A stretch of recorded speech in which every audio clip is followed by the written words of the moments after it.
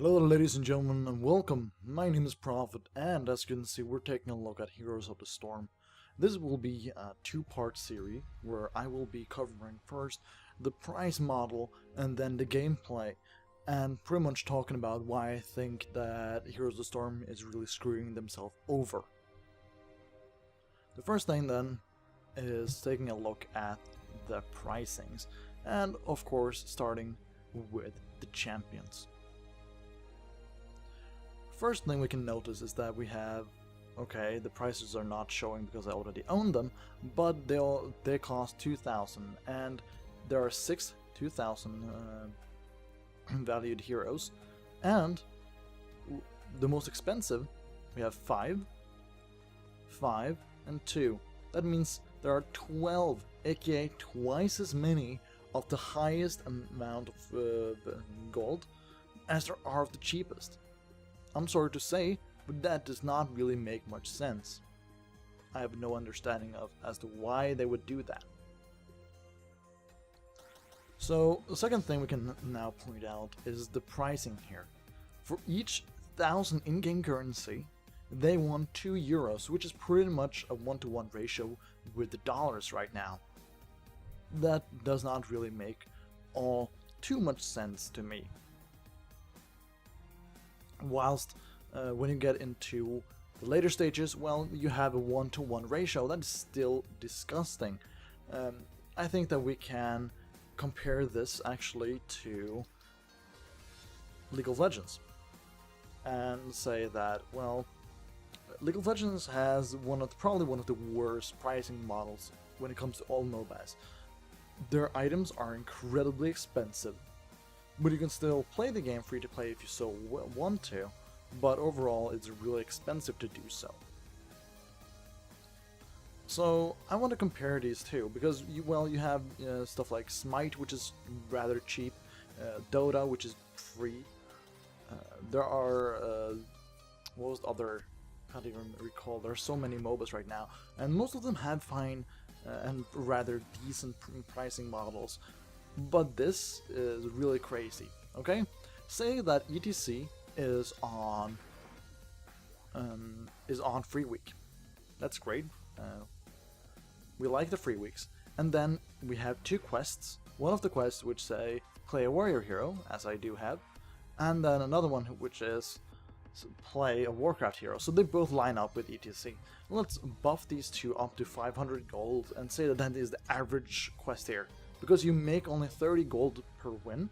So let's try and see how let's try to see if we can do this in the same amount that would take us to buy the cheapest hero within League of Legends. League of Legends, say 6 games. Give and take, you'll probably have enough wins, even with the losses, to be able to buy a 450 hero. Yeah, let's just say that. Because there you have, you earn more per win, but you don't have any quests and you don't get gold for example, reaching level 5. So, what do we have here? We then have, I'm going to open my calculator, and I'll add this to the screen. So, we take 5, let's play 600 Heroes of the Storm games, let's win all of them. That means 500 plus 500, then we are at 1,000. That's for the 2 quests, if we say that they're both worth 500.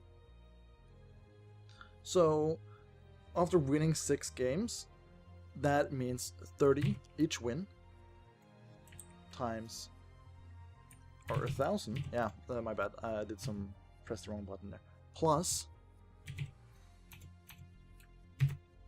30 times 6.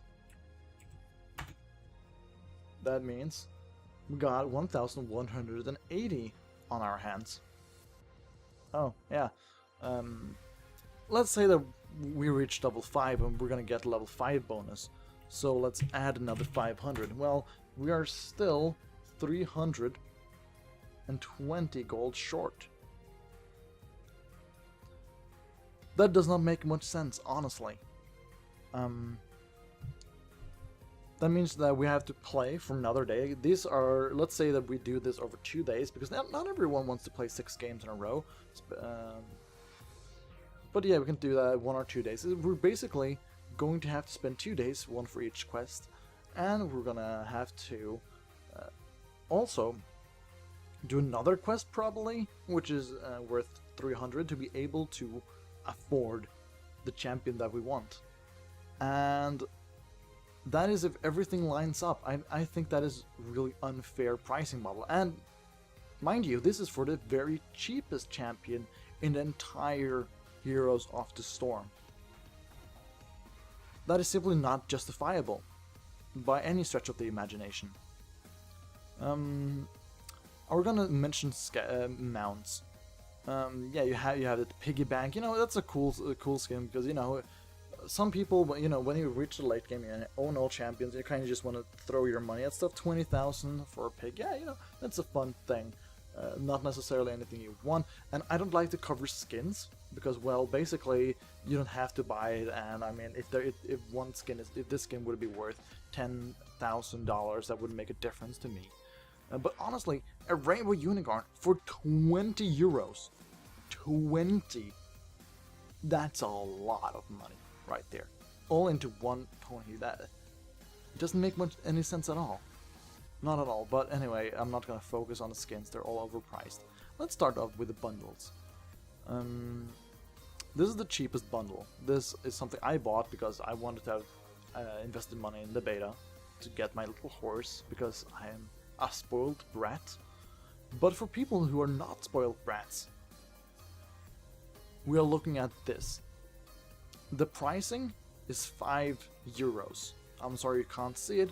It's a 77% off from the 21 or 22 euro original cost if you buy everything individually, down to 5 euros. For this you will get one horsey. I think we're just gonna ignore this because the horsey is just stupid.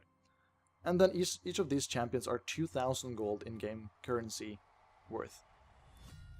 But since they're cheap, they're living on a 1 to 2 rate scale, where 1,000 in-game currency is worth 2 real-life euros, right? So that means that since they're it's basically 4 euros for each of these, amassing to a total of 12 euros. So yeah, you can say that, well, you're getting quite a bit off here, especially because this steed is worth 10 euros and doubling the price. I mean, if they had halved the cost of this bundle and put it to 2.5, it would have been an amazing bundle. Because it would be like, well, you don't have to grind it really a lot, and it's cheap.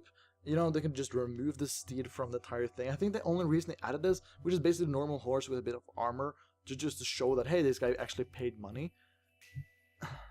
I don't know, they just did it to be able to buff up the price, I think. Which is sad. But honestly, I think that if they made all the heroes down to at least a 1-to-1 ratio, and the more expensive one maybe down to 0.5, 0.75, it would be way more reasonable. And then this would be 2, 2, and 2 over the 6. That's halving the price. And halving this one's price as well would make it down to like 11. And then, yeah, then take 77% off, and you suddenly arrive at around 3 euros there. And that is 3 euros. I can't do math, but yeah, that's probably fine. 2.53, I don't know, I'm not going to do the specific math on that. But the thing here is that doing that would be a lot more valuable to them. It would be a lot more open to people, and, you know, actually helping people get into the game without having to spend so much money. Because sometimes, just like in League of Legends, you can rely on the champion rotation, or you can just buy a bunch of the cheap champions so that you already have a variation, and then you can rather pick the more interesting champions whenever they come free. Which is probably the way to go about it. It's the more efficient way to do it, instead of, you know, saving up your money like I did. The first hero I bought, you know who that was? That was this guy, Abathur. He's a really interesting champion, and note to you, all the specialist hero, which are the interesting heroes, are all priced at 10,000. Nasibo, up until Nasibo, that means 6 of them are specialists. The rest of them are either melee assassins, ranged assassins,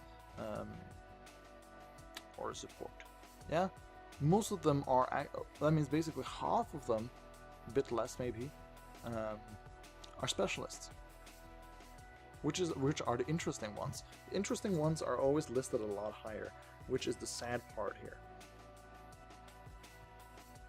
And I honestly think that making the game into such a position where all of the cheap champions are so expensive, kind of, you know, I didn't want to buy them because I knew that by buying the individual champions, I would put myself behind on my goal to, for example, purchase Sagara, which is something I really want. I want to play the Surge champions because I find them funny.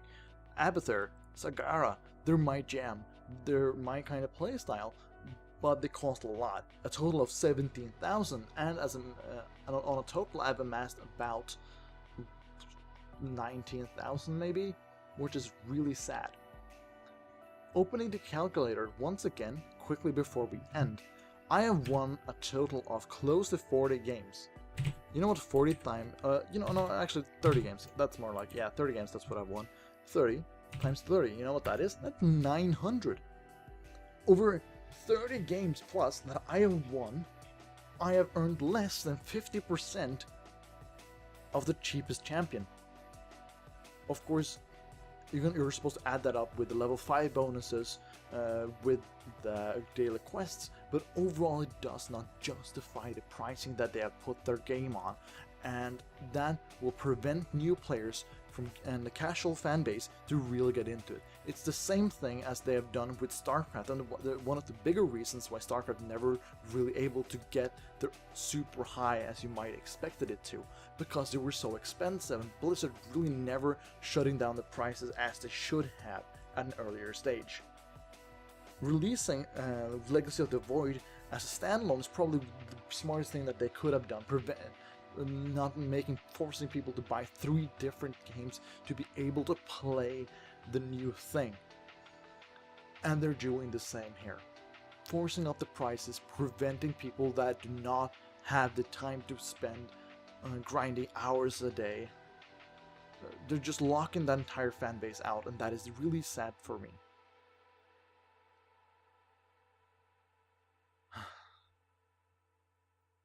Anyway, that's the first of this episode.